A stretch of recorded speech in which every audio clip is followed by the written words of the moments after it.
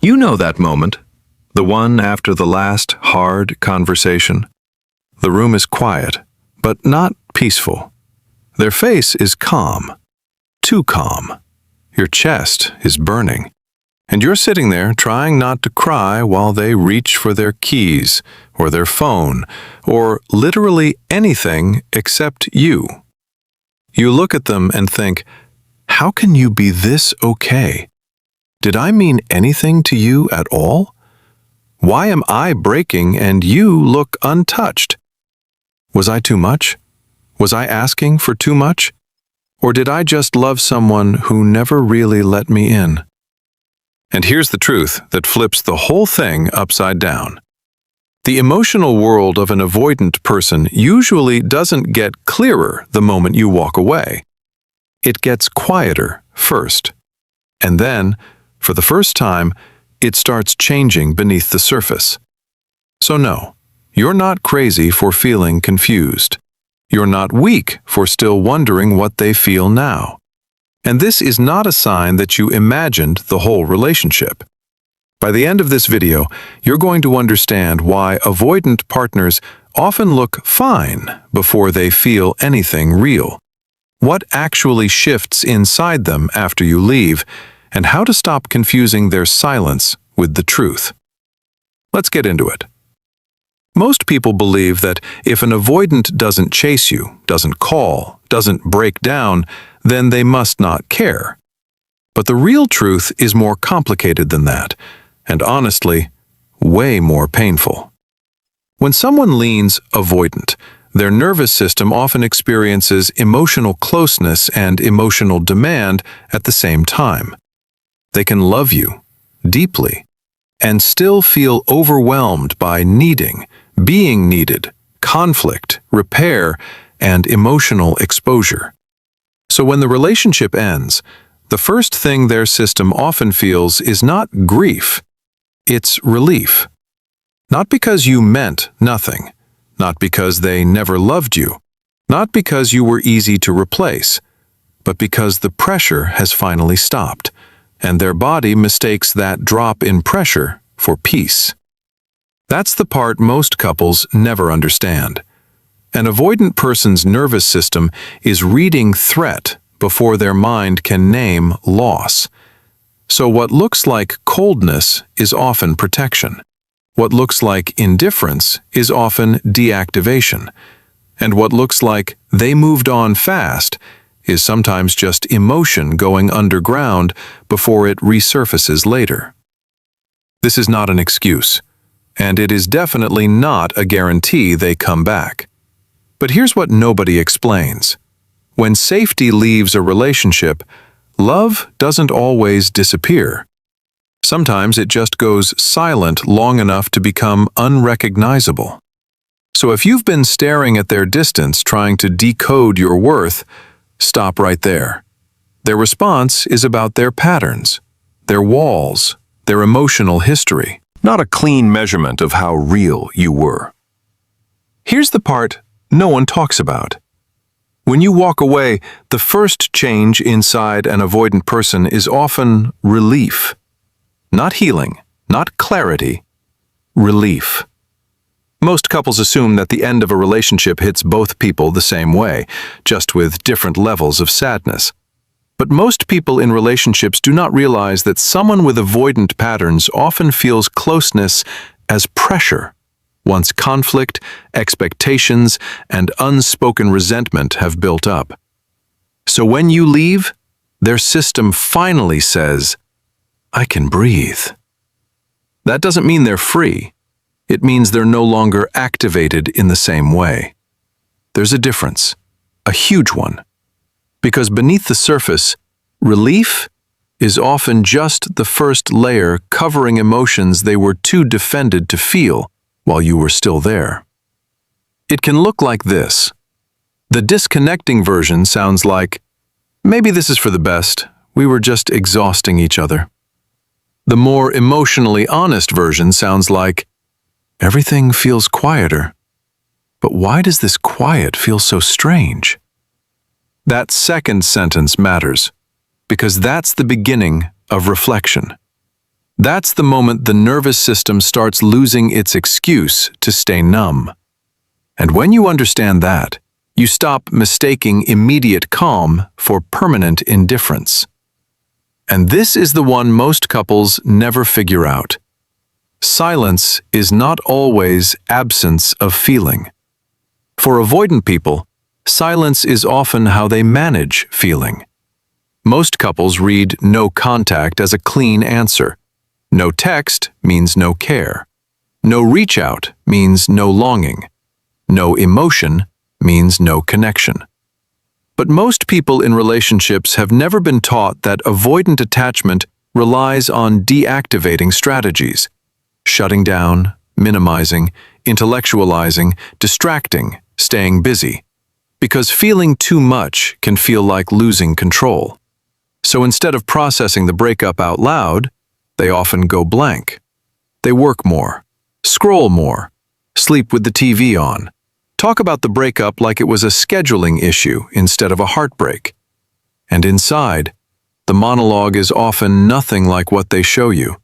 It sounds more like, if I go there, I'm going to feel something I can't manage. Or, don't text. Don't open that door.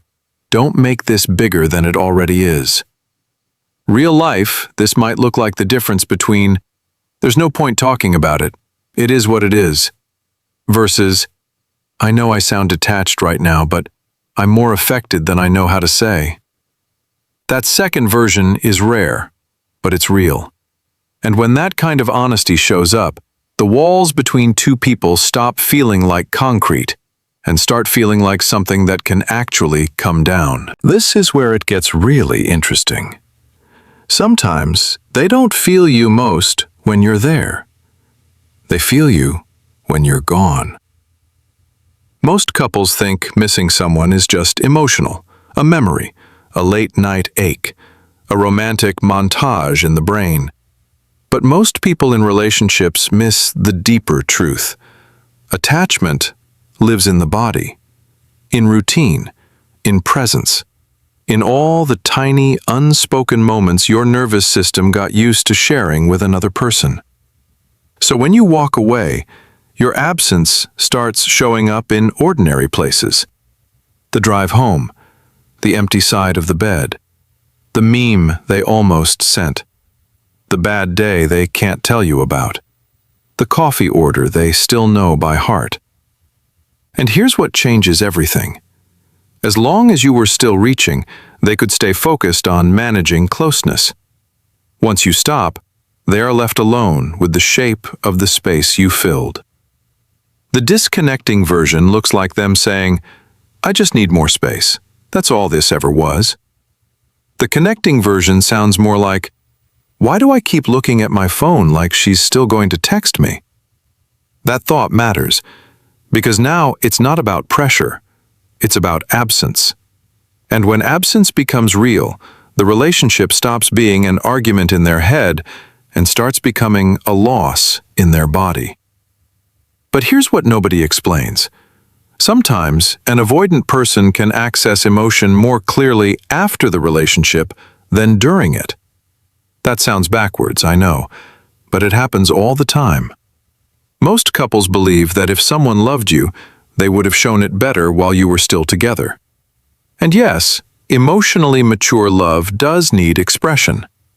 But most people in relationships don't understand how deeply old attachment patterns can block emotional access in real time. When closeness triggers overwhelm, the system goes defensive, withdrawn, flat, irritable, hard to reach.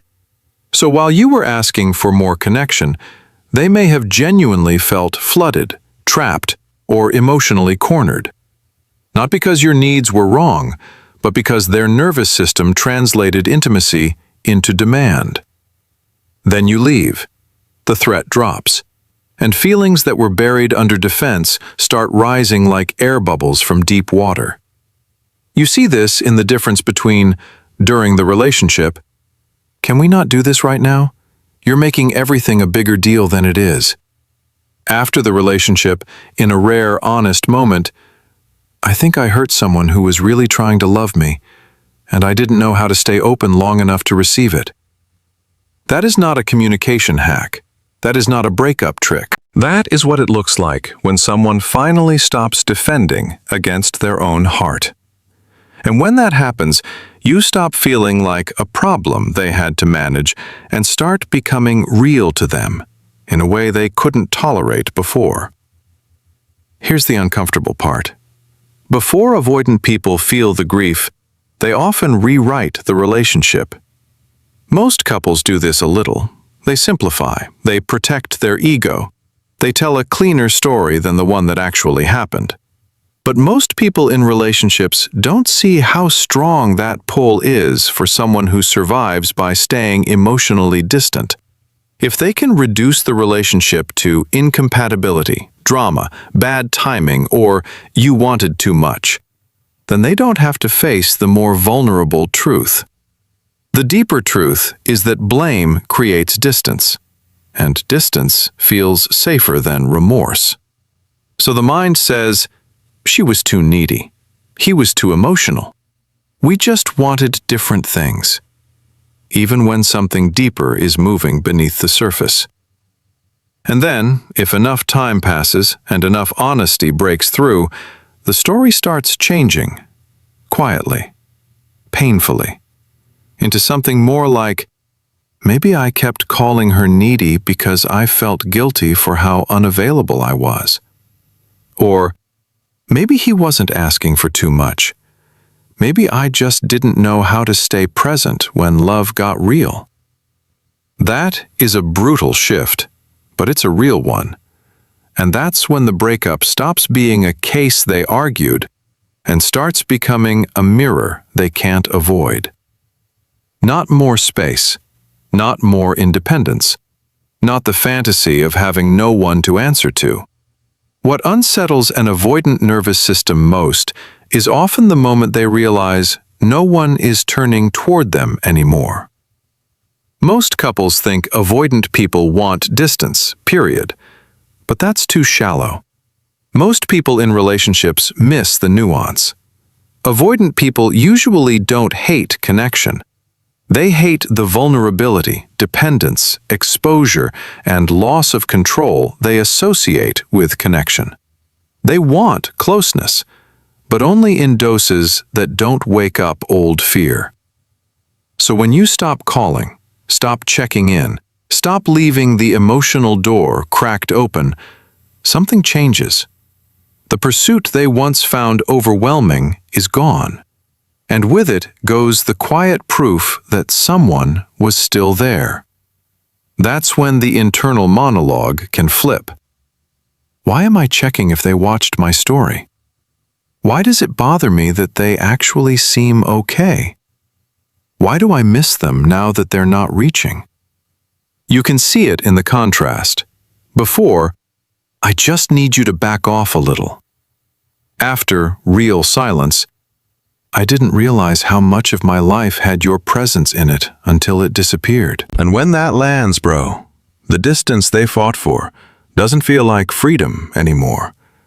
It starts feeling like drift, like emotional winter, like a house that got very quiet all at once.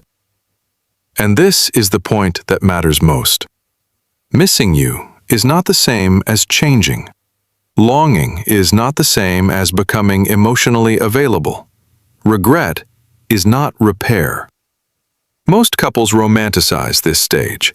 They think if the avoidant finally feels the loss, everything is about to turn around. But most people in relationships never learn this hard truth. Pain does not automatically mature a person. Sometimes it softens them. Sometimes it deepens the old cycle. So, after you walk away, an avoidant person usually reaches a fork in the road. One path is distraction, new attention, more work, more numbness, a faster story. The other path is self-confrontation. That second path is where real change lives, not louder apologies, not panic texting at midnight, not one dramatic confession, but sustained honesty, ownership, therapy, reflection. The willingness to say, I can see my patterns now, and I'm not asking you to carry them for me anymore. That's the difference between, I miss you, can we talk? And, I see how withdrawn I became, how I kept putting walls where connection should have been. And I'm doing real work on that, whether or not we ever try again. That second voice is rare, but it's the only one that means anything. Because this isn't about whether they feel bad. It's about whether they've become capable of love with presence, safety, and repair. And when that shift is real, the relationship stops feeling like an emotional guessing game and starts feeling like something grounded enough to come home to. So, if you needed this today, hear me clearly. The point is not to sit around decoding every move your avoidant ex makes. The point is to finally understand that silence is not clarity, distance is not maturity, and delayed emotion is not the same thing as emotional growth. This isn't a checklist. It's an invitation to see patterns for what they are, and stop letting someone else's nervous system define your worth. When you internalize this, you stop chasing crumbs of connection and start recognizing what real emotional availability actually feels like. And that changes everything about the kind of love you will accept, build, and protect. These aren't tips for getting them back. They're the beginning of becoming the kind of partner who can love deeply without abandoning themselves in the process. The moment you stop mistaking distance for strength is the moment your real love life begins.